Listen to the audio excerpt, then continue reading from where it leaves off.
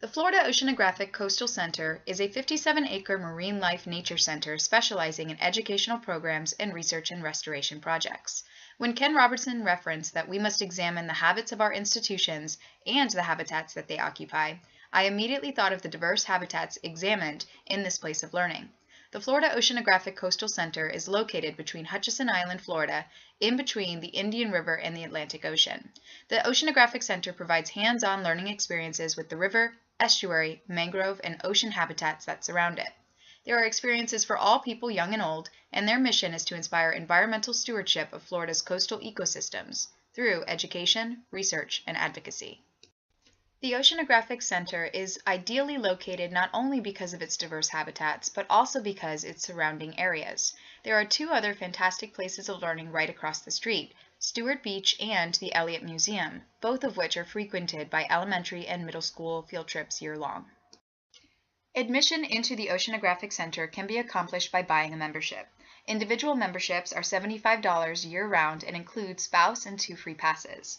Family packages are $125 and include one's spouse, children, and grandchildren.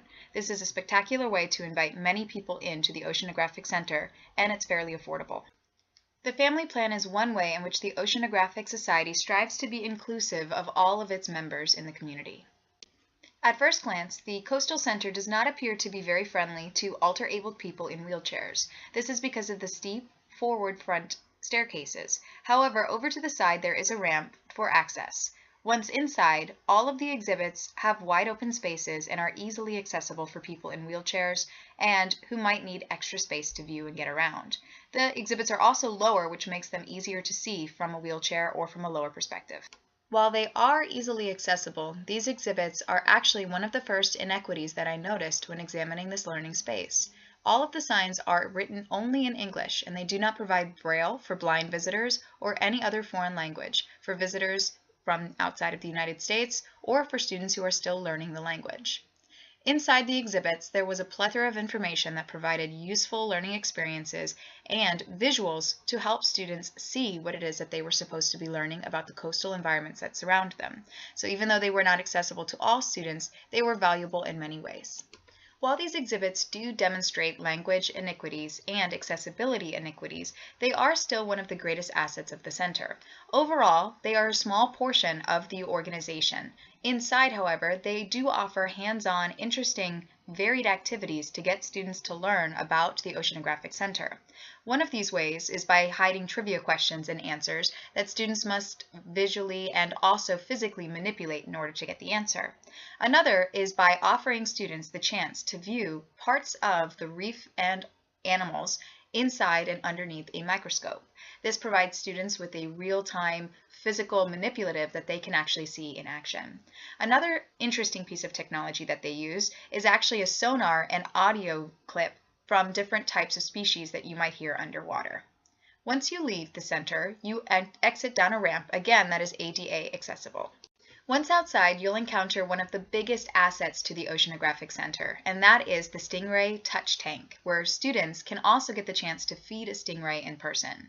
Many of us who've grown up with SeaWorld know and have experienced this before, but to have this in our own backyard is a really unique and just fantastic experience. My nephews have gone several times, and each time it's something that they are the most excited about.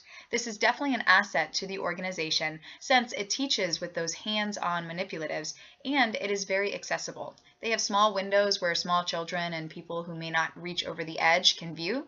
They also have, since it is a hands-on experience, tactile experiences for students who may be deaf or blind but can still feel and, of course, engage in that type of physical experimentation. It is an overall fantastic experience and one of the greatest assets to the center. Sadly, while this is one of the greatest assets of the Oceanographic Center, it also is an area of exclusion for some of the community. These types of scenarios are run by volunteer staff who are mostly white English-speaking volunteers. So as you can see in the video, this volunteer who's engaging with my nephew actually is speaking in English, and while there are many people who are present, there is no one there to interpret, either in sign language for those who are hearing impaired, or to translate to any other foreign language. If this volunteer does not speak another language, there's no opportunity for that person to learn what it is that they're saying. Again, one of the greatest aspects of the Oceanographic Center is its varied approaches to teaching students about the environment and habitats that surround them. There are additional touch tanks for hermit crabs, anemones, seahorses, and things of that nature that you must be very delicate in order to touch. Additionally, they have other games and learning devices. Unfortunately, the signage for those is also written all in English and is not as accessible. They have a beanbag toss to teach you about certain parts of the starfish. They have a catch game where you learn the parts of a boat and you get to use a fake rod in order to catch fish that you then match in size and shape to the silhouettes of certain popular fish around the area.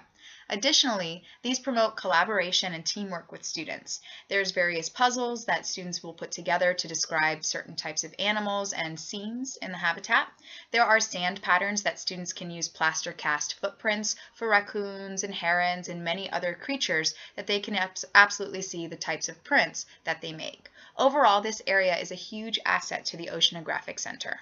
A third asset to the Oceanographic Center is its varied use of space. They have many sculptures of sea life and things of that nature and wide open spaces that students and visitors are encouraged to explore on their own. There's a butterfly garden bringing in insects as well as the flora and fauna of the area, specific to Florida, which is very diverse as well in that area. So it brings in all aspects of the environment and the habitat in which it is found, and it is very open to encourage fun and exploration for students.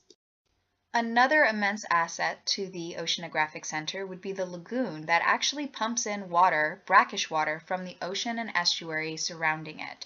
In this lagoon, you will find over 300 species of animals, and while some of these animals are actually predators for each other, such as the nurse shark and many of the fish surrounding it, they are fed to the point where they are not actually predator and prey. So you're able to view them in an aspect of real type of learning and living environment without seeing them attack each other, which is probably very important for this type of learning experience. You get to see and hear volunteers tell you about the information. There's a viewing point where people can look over the edge. Those who are in wheelchairs may find some of their view blocked. They also have a turtle exhibit with several turtles. Many of them have been rescued but are not able to be released into the wild due to the injuries that they have sustained. But it's a fantastic experience for students to learn firsthand, visually and also auditorily through the presentations, what's going on with these creatures and how the Oceanographic Society is helping with these research and wildlife restoration projects.